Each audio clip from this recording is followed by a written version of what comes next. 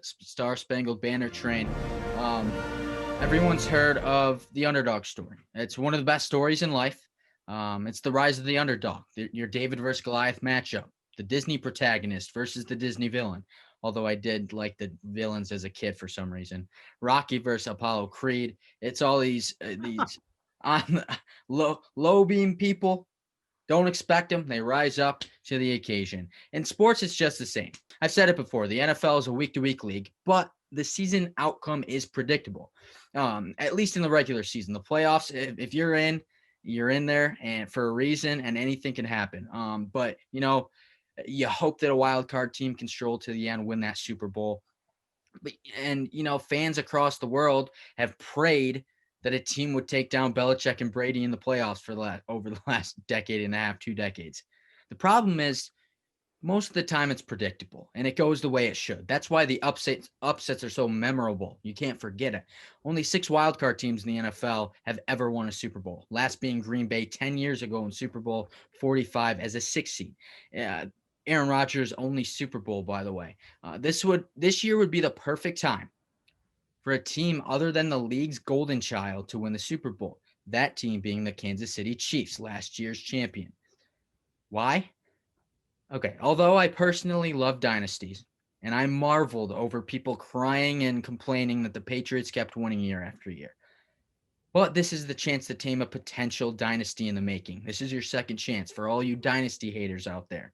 You might ask why I bring this up in week 15, Connor, or all of you. It seems early. The simple answer is the next 3 weeks counts a ton. I also bring this up because this past week, there's been the most Buffalo Bills talk I've ever heard. I believe you and I can both attest to that. And people are moving them up in the power rankings as quick as Apple took over the world of technology. On Tuesday, Connor and I both put the Bills as the second best team in the league, but we were hesitant to put them at number 1, ahead of Kansas City. You could say it's because the Chiefs beat the Bills in week 6, but that's not really relevant. Too long ago. A lot of things were, it was a Tuesday game, a lot of injuries. If you look at the overall picture of the season, Kansas City has been the best team for most part of the year. But look at the last 3 weeks. Buffalo has been the better red zone scoring team, the team with the most takeaways in the fourth quarter, and they're simply the most fluid team right now. Kansas City's been kind of choppy the last few weeks. They just snuck by Denver.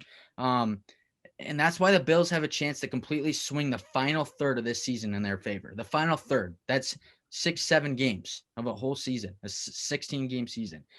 And it sets them up for the playoffs to have a better hand in the playoffs. The last 3 games for Buffalo without a division title still is at Denver, at New England versus Miami. The last 3 for Kansas City, who already won a division title, and at New Orleans versus Atlanta versus the Chargers.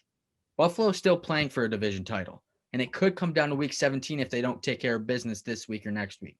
They're locked in. They're hungry. A division title they haven't had since 1993. Kansas City already has that division title. They're comfortable.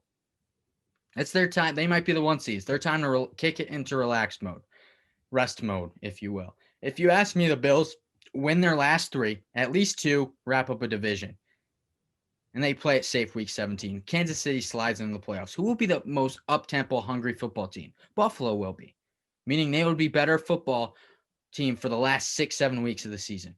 Now, why is this all about Buffalo? They won't even be a wild card. Like, what about Miami or Cleveland or Indianapolis? Why aren't we talking about them? It doesn't have to be just Buffalo. Hell, it could be an NFC wildcard team. My point is, we are hesitant to put Buffalo over Kansas City. I think we are hesitant to overreact, like a lot of people. But really, the Bills are the only team who, by playoff time, could take down Mahomes and Andy Reid. And at this point, Buffalo is the more polished, hungrier football team. And that's why these next 3 weeks count. And it's why there's a chance for an underdog to beat the golden child of the league in year 3 of a potential dynasty. Put a little wrench in it. Give the dynasty haters what they want. So there's the 4 falls of Buffalo, Connor. It could be the 4 wins of Buffalo being weeks 15 through 17 and the playoffs as a whole.